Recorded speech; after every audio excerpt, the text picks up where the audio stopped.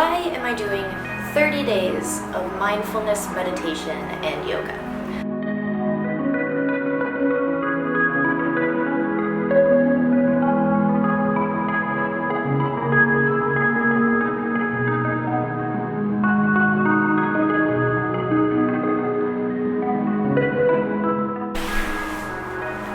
I'm reading this book called The Miracle of Mindfulness by this person. I'm not going to try to pronounce it, but I originally bought this book probably close to about 10 years ago. I did my undergraduate in Boston, and there's a Zen center in Cambridge that I got really interested in. And so I would go a couple times a month to attend meditations. A lot of the time, if you're sitting still for most of the day, your body is just like stuck in this little box. And doing yoga kind of gets you to stretch and open up your body in ways that feel really good. You can tie that in with meditation, where you're focused on your breathing and the movement of your body and your connection with your what your body is doing. As long as I'm doing one of those things every day, I think that this challenge will be successful. I don't have to list off all the reasons why this particular time is very stressful for not just me, but a lot of people. And I've had experiences before where I get really anxious or really depressed, and I'm hoping that this helps in those areas. And I'm hoping that when things go back to normal and I'm back in my rhythm of working, once I get back into that rhythm, I'm hoping that these 30 days will carry through so that I'm able to carve out the time, even in my busiest days, to meditate.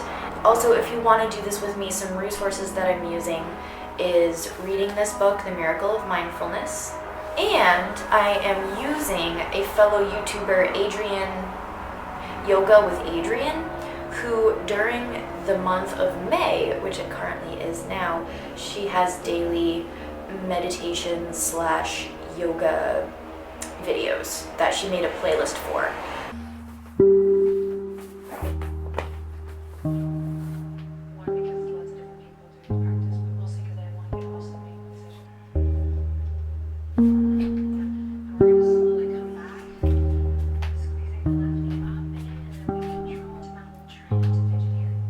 What I love most about Yoga with Adriene is that she literally has yoga and meditation for everything. Yoga for gratitude, yoga for grieving, yoga for any mood that you're experiencing. Like, it's limitless, the amount of yoga that is on her channel. It was discovered that it takes 30 days of doing something every day for it to become a habit. And so I'm hoping that if I do this, I'll get used to doing, the judgment. And then when things return to normal and get stressful, like, it's just something that I'm going to be adding to my life. And typically my life is super full already, so I'm interested to see how that's going to work.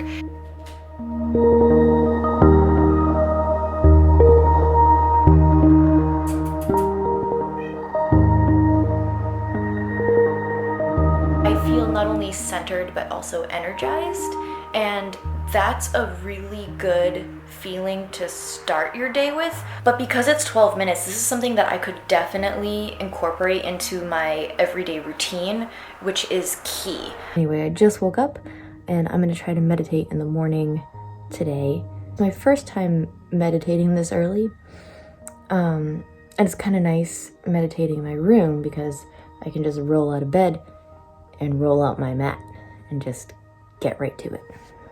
And I guess we have a guest today. I really liked that.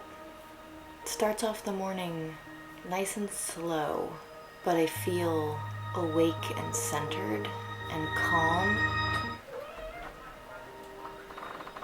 Hi.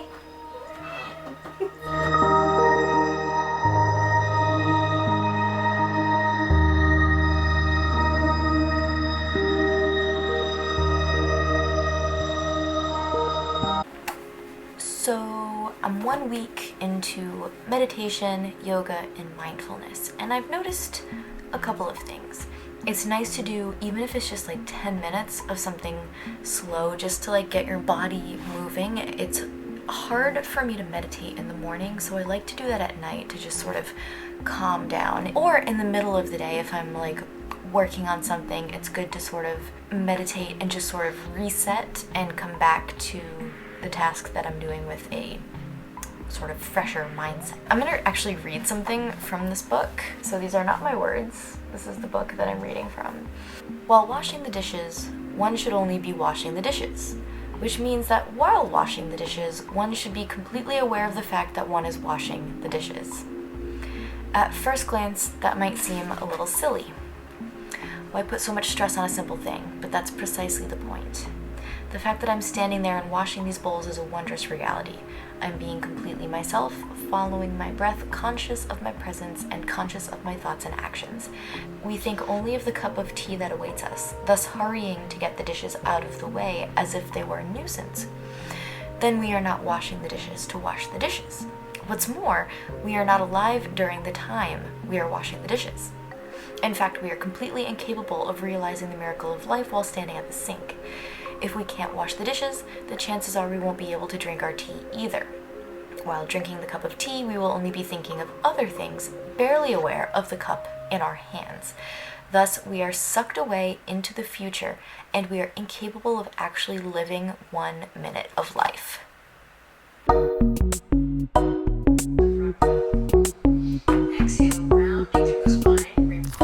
It is important to be mindful while taking a walk in nature, listening to the birds, feeling the air, wearing your mask.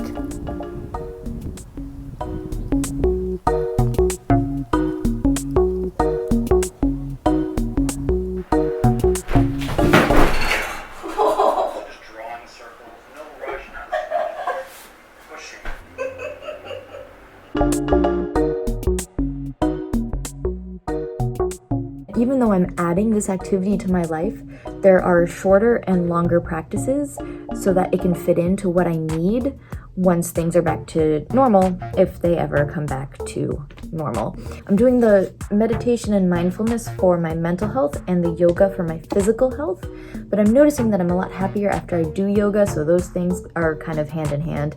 It's not that I'm less stressed out, it's just that I'm able to handle the stressors in my life in a more healthy way. If I take a break and just sort of recenter myself and sort of just think about my breath and my actions and notice the thoughts in my mind, I become just more aware of my actual being, and it brings me to the present, which I don't know if that's too abstract of a concept.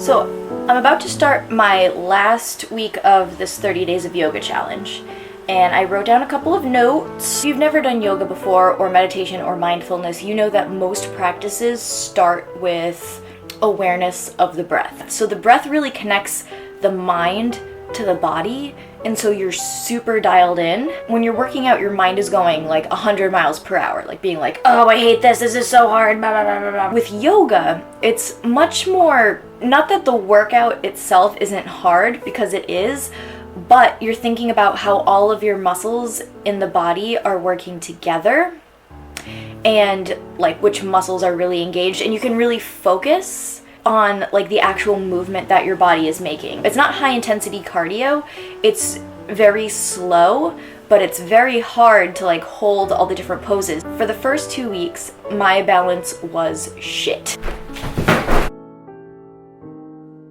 And now it's a lot better. And in terms of meditation, what I've come away from meditating with is that in the morning, it's good to set some intentions for how you want to start your day, and then once you're finished with your meditation in the morning, then you feel more ready and centered to start your day.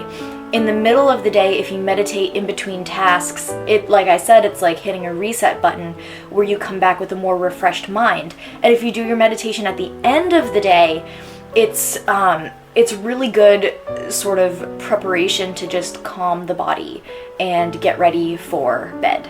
The thing that I've had the most trouble with is maintaining mindfulness throughout the day.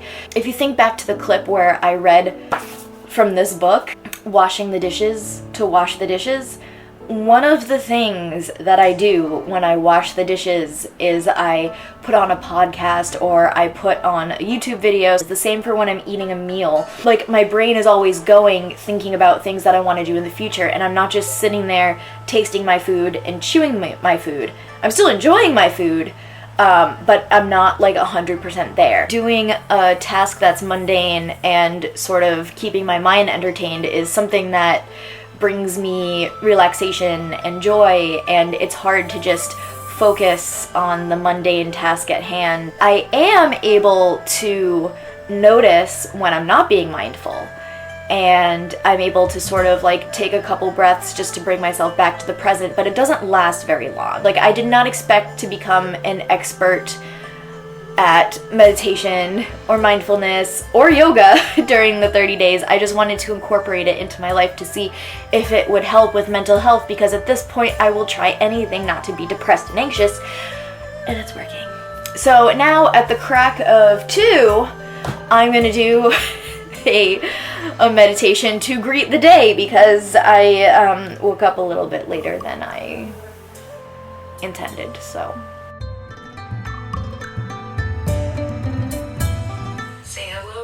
Joints. Not those kind of joints. Please.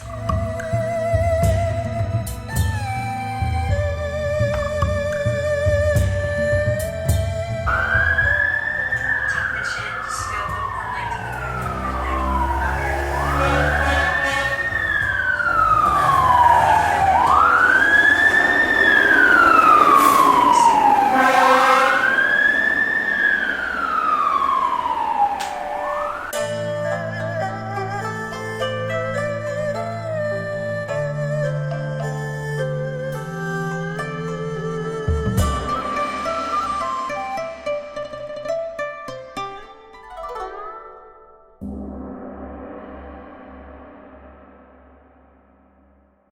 Okay, these are my final thoughts on the 30 days of yoga, mindfulness, and meditation challenge. What I've learned is that yoga, mindfulness, and meditation are so closely entwined, and they each use elements of the other two. And once you've done 30 days of it, you can really see it starting to creep in to your everyday life. With yoga, I went from not knowing anything about it to being able to create my own yoga routine, which is pretty cool. And it took less than 30 days to really get a feel for it, and the rest of the time was spent just perfecting my skills and getting comfortable with the practice. What I learned from mindfulness and meditation is that it's like a study on the breath. Finding and being aware of the breath are both the beginning and ending points. And in between, you're paying attention to the breath, and you are making it the focus of everything. And for this challenge, I feel like the 30 days were just kind of saturated with yoga, or meditation, or mindfulness, and sometimes all three. And that was kind of the point. That's kind of the point of 30-day challenges, is to just like saturate it so that you form the habit. Because I don't have a ton of time every single day, but through doing this, I found mini meditations and shorter yoga practices that will be easy to carry with me into the future. The next challenge that we're gonna do is, yes, I am jumping on the Chloe Ting train. I am doing a Chloe Ting, the summer shred, full body shredded cheese program. Anyways, that is going to be the next video, so I will see you then. If you've made it this far, thank you so much for subscribing. Leave a comment with what you thought of the video, and I will see you in the next one. So, go wash the dishes to wash the dishes.